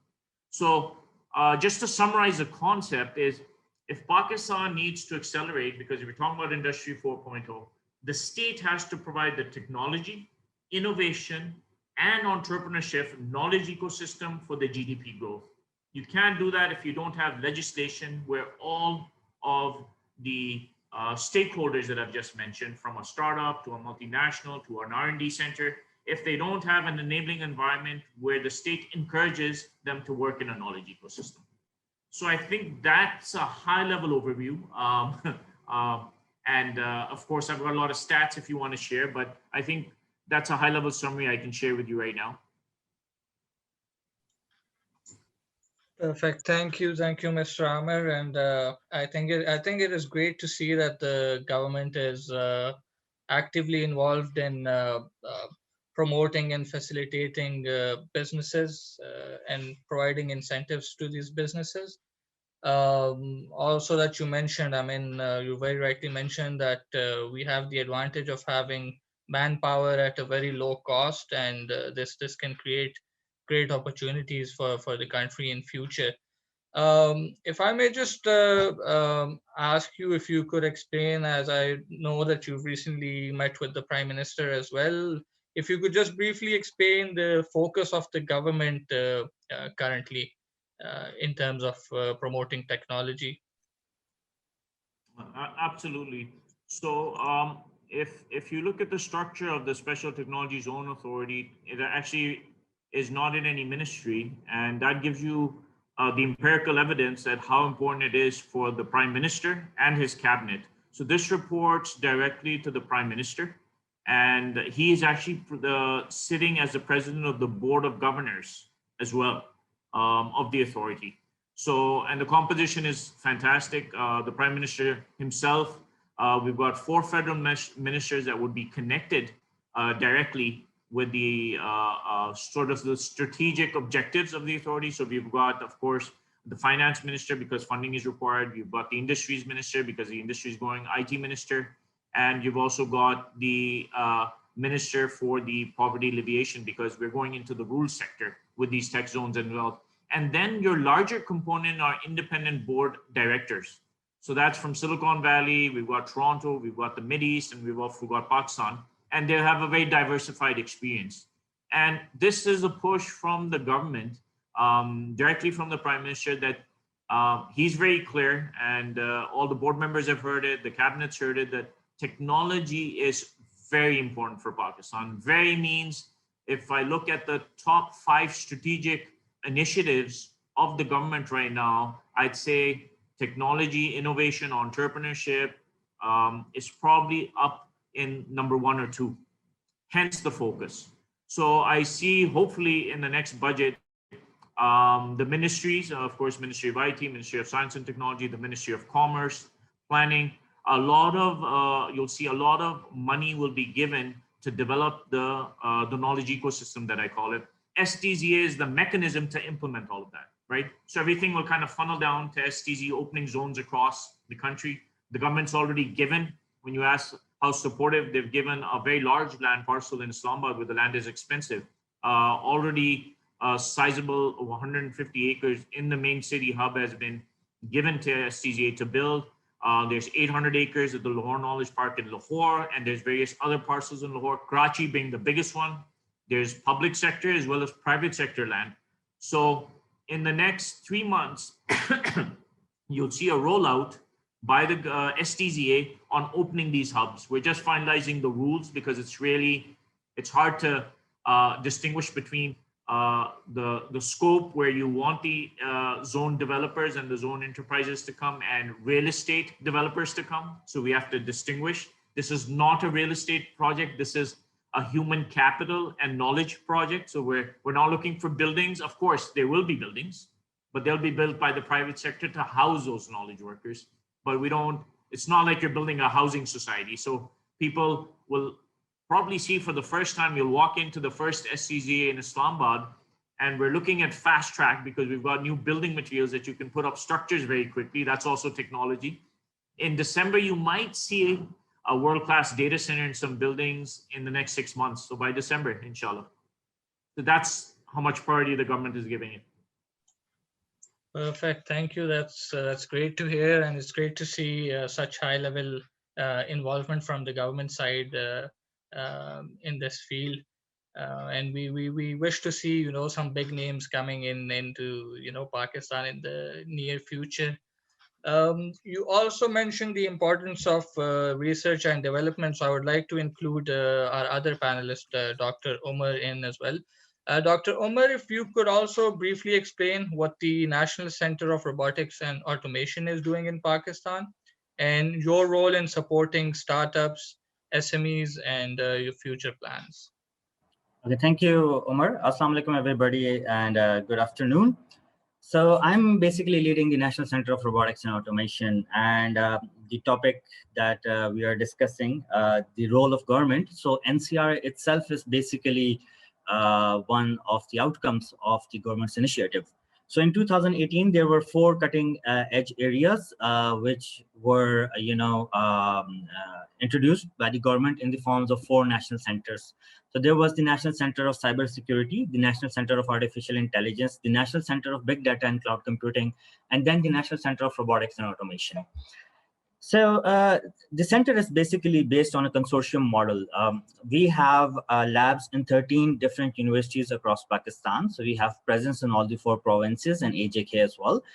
And what we've done is that we brought in the leading researchers of various domains of robotics and automation, and we've supported them in terms of HR and in terms of equipment to establish their own lab. And each lab is working in a different domain. And robotics and automation, they both go hand in hand. Now, coming down to the requirement of NCRA, so basically there were a couple of challenges that we believe that the nation was facing. And the biggest challenge when it comes to robotics and automation is indigenization. Most of the robotic systems that you see in the country are all imported. So we needed some sort of our own R&D in order to develop, indigenous products in robotics. The other issue is to, provide relevant HR. So we want to train people so that they could support the SMEs, the startups, the local industry. And the third biggest issue was, to facilitate our industry to shift to Industry 4.0, because most of the industry in Pakistan are, totally manual. Now, even though the scope of NCR is quite vast, but I would just like to, in next few minutes, try to limit it to this particular topic. And I would like to give some practical examples of the things that we've done. Now, in terms of policy making, we have been working quite closely with the Ministry of Science and Technology for the past 8 months. And they were actually developing the national drone policy. So we, as NCRA and our researchers, we participated in developing the policy. We presented it to the Prime Minister of Pakistan on the 21st of December last year. And based on that, a civil drone regulatory authority has been developed under the Ministry of Aviation. So that's one of very fresh input that we have given at a government level. I would like to highlight that this would not have been possible had Ministry of Science and Technology not taken a keen interest in this thing. So if we want to get anything implemented, we need to have support from the ministry. So that's one of the highlights I would like to mention. Besides that, our researchers, they have been discussing at various high forums. In January, one of our researchers had a one-to-one discussion with the President of Pakistan regarding 3D printing. And now 3D printing has been added in one of the disruptive areas under the Ministry of Science and Technology, along with IoT as well. Besides that, some local problems that we have addressed, I would just like to, I won't name the companies, but a very local problem was that, in Sindh, there are dates. It's a good producer of dates.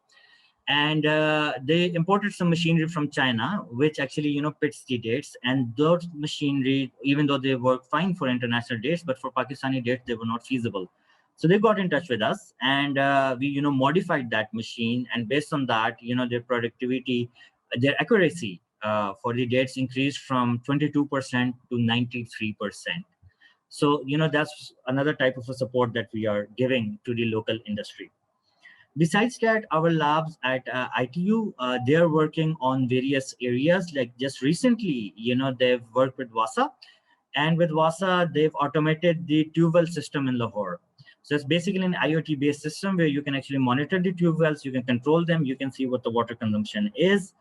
They're also working in the energy sector for industry. They've created a couple of devices, that can be used for monitoring purposes. And they've also, developed a device for air pollution monitoring. Besides that, in the agriculture sector, our labs at LUMS, they have developed an IoT-based system that can acquire data from, various parameters of the soil. And that system can, then send the data over an IoT network. They've implemented the system at Beria Orchids in Lahore. And they're also working in an area where, we can get water parameters and transmit them over IoT or 3G networks.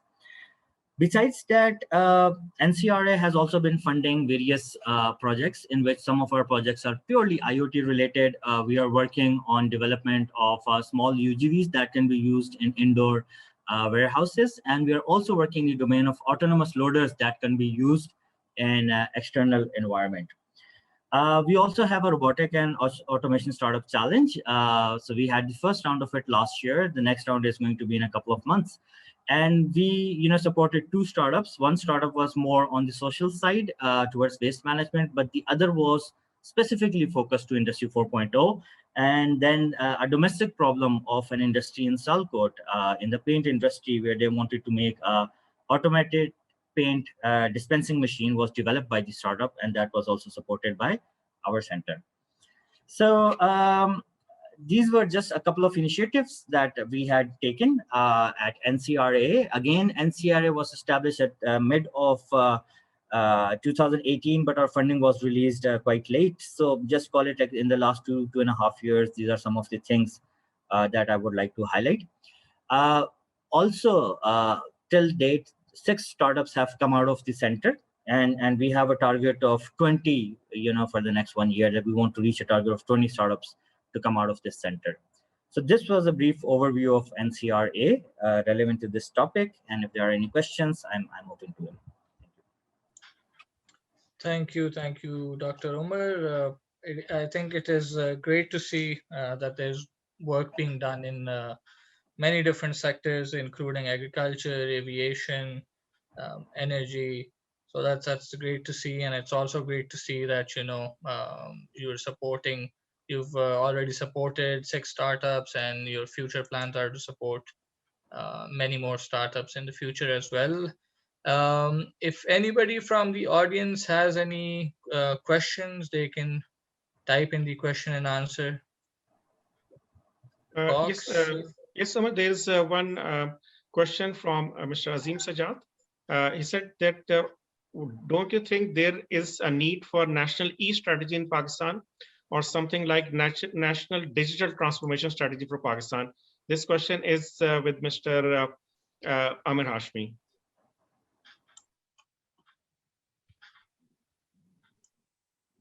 Sorry, the question was Pakistan needs an East strategy? Yes. Bilkul, bilkul. Absolutely.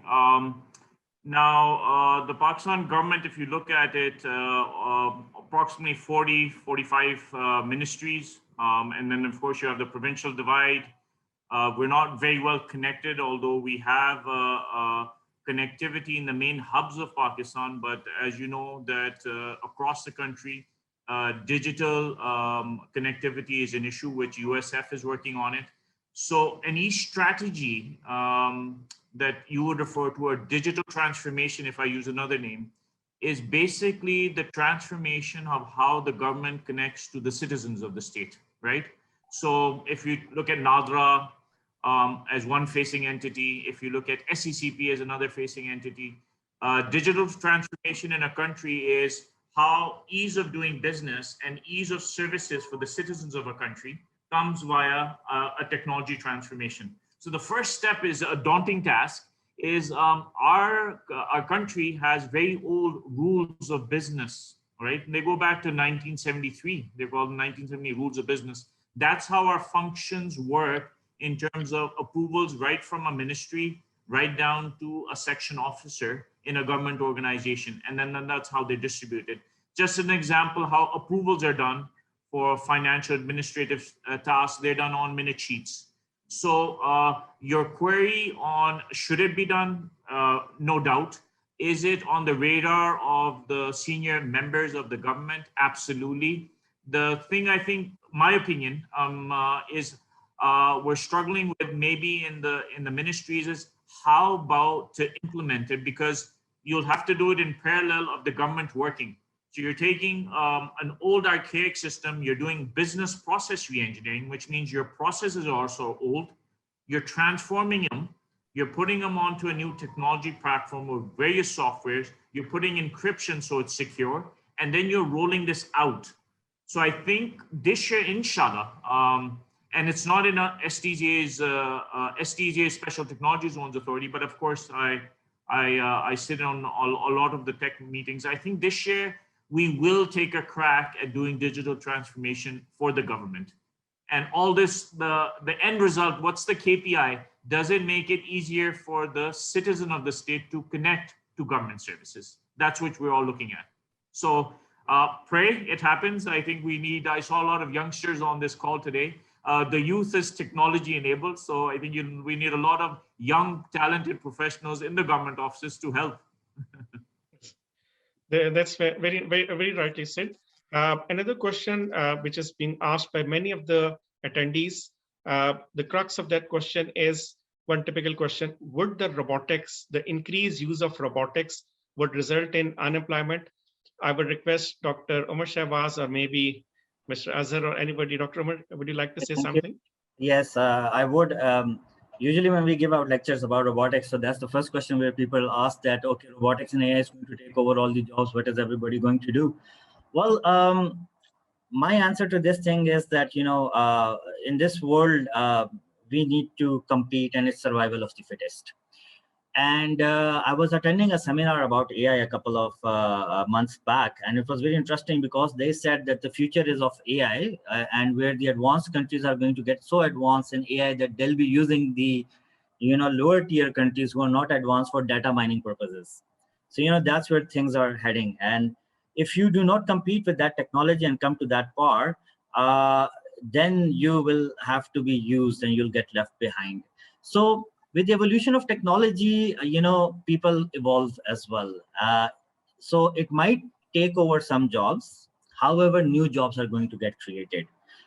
The technology itself, will have to be, enhanced and developed. So obviously the caliber of, the R&D that would be required, that caliber is going to get increased.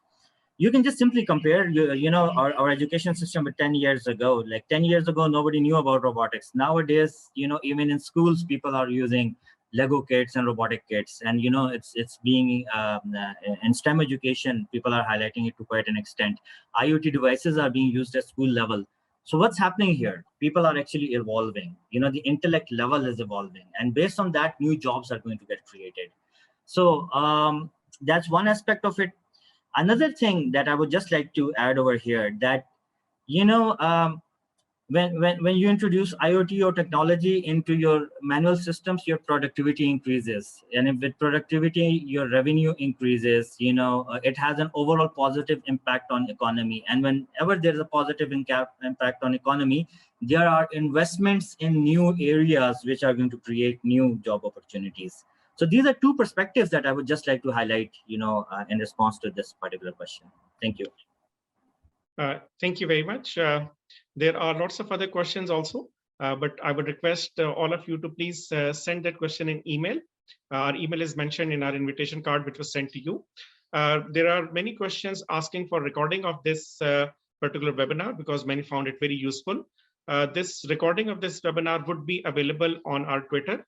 I would request all of you to please follow us on Twitter. Our Twitter handler is UNIDO_Pakistan.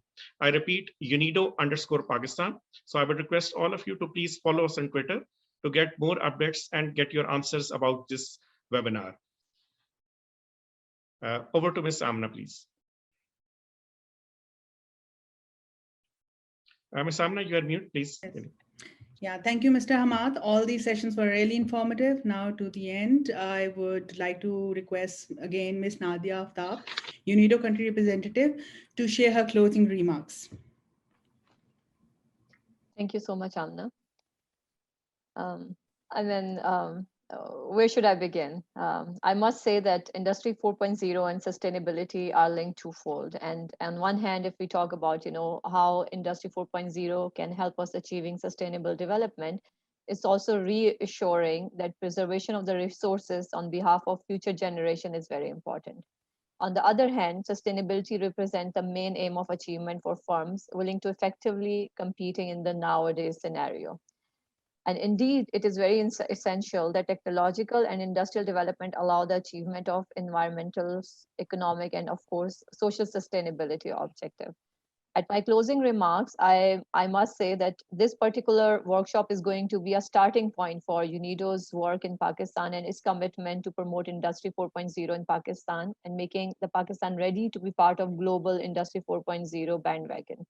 And the valuable comments which we received from our speakers speaks volume of the commitment of government, international organization, policy makers, startups to adopt to the Industry 4.0 standards. And I'm very hopeful that it will go a long way in the promotion of Industry 4.0 related aspects in the multiple sectors. I must say again, I'm thankful for the honorable speakers who joined us in the opening session, and the panelists who have bring a rich knowledge in their areas of expertise. And special thanks also goes to our partner institutions from government side who have enlightened that how serious the government is in making commitment to industry, it's this automation and 4I industrial revolution and the efforts which have been put together.